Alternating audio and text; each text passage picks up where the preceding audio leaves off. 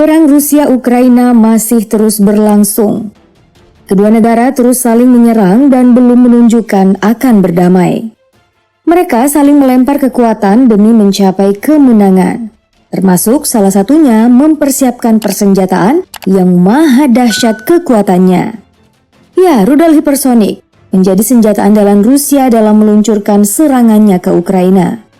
Namun ternyata rudal hipersonik ini tidak hanya menjadi idola Rusia, karena banyak negara kini tengah mengembangkan persenjataan yang konon memiliki daya ledak lebih hebat daripada bom Hiroshima dan Nagasaki. Lantas, apakah rudal hipersonik tersebut sebenarnya? Bagaimana dampak yang ditimbulkan jika rudal ini mendarat di suatu wilayah? Dan siapa sajakah negara yang tertarik untuk meminang senjata ini sebagai senjata andalan?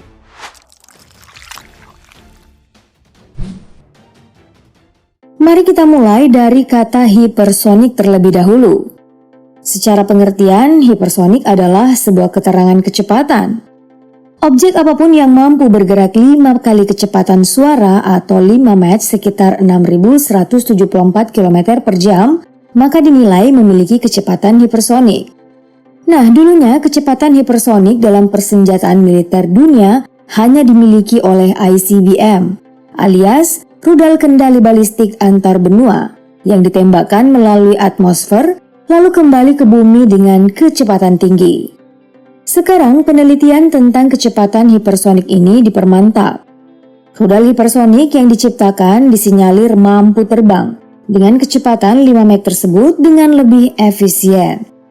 Dengan kecepatan ini, rudal hipersonik hanya butuh waktu 1 jam 6 menit untuk melintasi jarak antara Rusia ke Amerika, serta hanya butuh 1 jam 33 menit untuk melintasi jarak Cina ke Amerika. Dalam penelitian yang dilakukan, setidaknya ada 3 jenis rudal hipersonik yang tengah dikembangkan. Pertama adalah rudal hipersonik aerobalistik, yang digunakan dengan cara kerja dijatuhkan dengan jet tempur.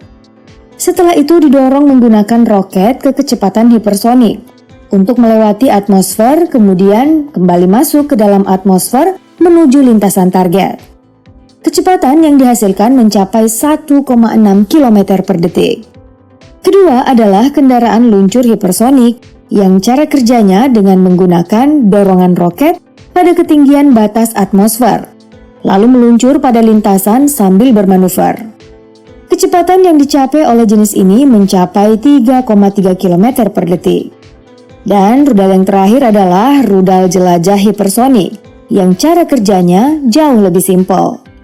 Untuk sampai di kecepatan hipersonik, rudal balistik jelajah hanya memerlukan dorongan roket langsung.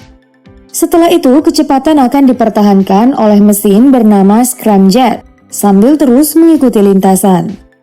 Roket yang digunakan dalam dorongan pertama pun terbilang lebih kecil, makanya rudal jelajah bisa ditembakkan dari manapun, mulai dari pangkalan militer hingga kapal selam. Fleksibilitas yang dimiliki rudal jelajah hipersonik ini menempatkannya sebagai primadona, apalagi kecepatannya mencapai 4,9 km per detik. Dengan kecepatan yang dimiliki dan juga kemampuannya dalam membawa hulu ledak nuklir, selain itu rudal hipersonik juga memiliki kemampuan manuver dan konsistensi untuk bertahan pada lintasannya. Maka wajar jika pengembangan rudal hipersonik jadi primadona dalam dunia militer di masa depan. Namun, ya yang namanya dunia militer tentu membawa ancaman baru bagi stabilitas dunia. Bisa saja rudal hipersonik menjadi pembalik keadaan dalam sebuah perang. Dari klaim kemampuannya, rudal hipersonik dengan hulu ledak non-nuklir saja bisa menghancurkan target-target penting seperti kapal induk. Nah, kehilangan aset seperti kapal induk tentu bukan hal mudah untuk diperbaiki dalam keadaan perang. Jika hulu ledak non-nuklir saja bisa menghancurkan kapal induk, bayangkan saja apa yang bisa dilakukan oleh rudal balistik dengan hulu ledak nuklir. Ya, mungkin saja scene yang di film G.I. Joe terjadi. Ancaman mengerikan tersebut tentu membuat negara-negara kuat mulai bergerak untuk mencari penangkal rudal hipersonik. Contohnya saja Amerika Serikat yang tengah membangun satelit deteksi militer untuk mengetahui pergerakan rudal di atas atmosfer. Selain itu, negeri adidaya tersebut juga melakukan kerjasama erat dengan sekutu yang disinyalir memiliki akses terhadap rudal hipersonik. Namun pendekatan ini tentu saja mendapat biaya yang mahal dan juga lama. Bayangkan berapa banyak satelit yang akan diluncurkan untuk bisa mendeteksi tiap objek yang keluar masuk dalam atmosfer.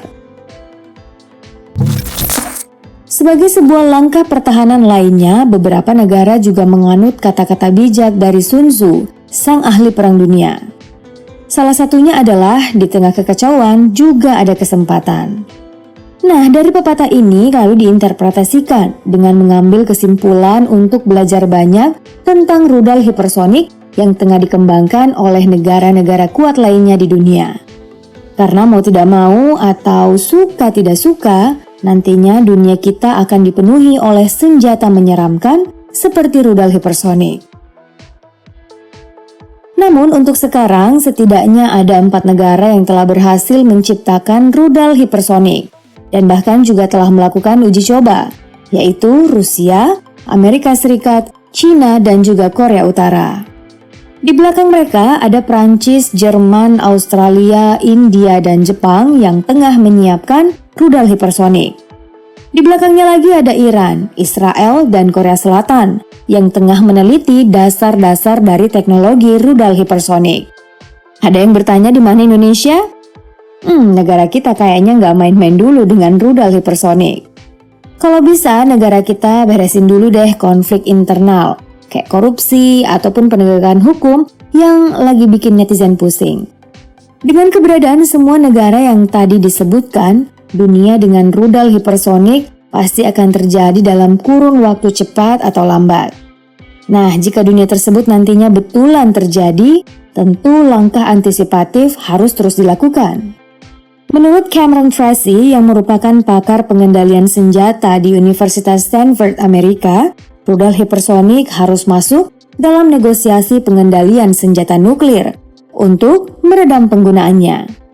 Sayangnya hal tersebut sepertinya akan sulit terjadi karena Korea Utara dan China pernah secara mentah-mentah menolak negosiasi bernada sama karena merasa akan dikendalikan oleh Amerika. Membicarakan semua kelebihan dari rudal hipersonik dan betapa berharganya barang ini untuk negara-negara kuat, bukan berarti rudal hipersonik tidak punya kekurangan. Kurangan utama dari teknologi ini adalah biayanya yang cukup tinggi, makanya tidak bisa diproduksi secara massal. Kekurangan lainnya yang dimiliki adalah pengendaliannya sulit untuk dioperasikan yang dibuktikan pada konflik Ukraina dan juga Rusia. Walaupun Rusia sudah memakai rudal hipersonik, tapi hingga saat ini Rusia belum memenangkan perang. Jadi bisa dibilang rudal hipersonik masih jauh dari kata sempurna. Nah, kalau ditanya tentang kebutuhan Indonesia, apa yang harus dilakukan Indonesia dengan isu rudal hipersonik ini? Kami tunggu jejak jawaban kalian di kolom komentar. Sampai jumpa!